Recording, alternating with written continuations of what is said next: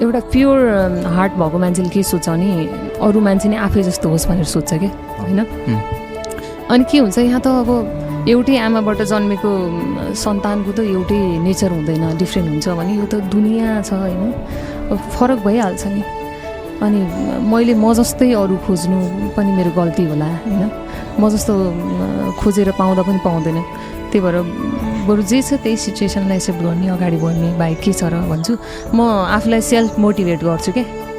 अनि त्यसरी गरिरहेको छु। अब समटाइम एकदमै त्यस्तो फिलहरू चाहिँ आउँछ, दुःखको टाइमहरू नि आउँछ, खुसी भएको टाइमभन्दा बढी हामीलाई दुःखहरू याद हुन्छ क्या।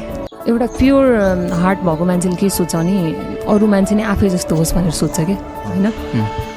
अनि के हुन्छ यहाँ त अब एउटै आमाबाट जन्मेको सन्तानको त एउटै नेचर हुँदैन, डिफ्रेन्ट हुन्छ भने यो त दुनियाँ छ होइन, फरक भइहाल्छ नि।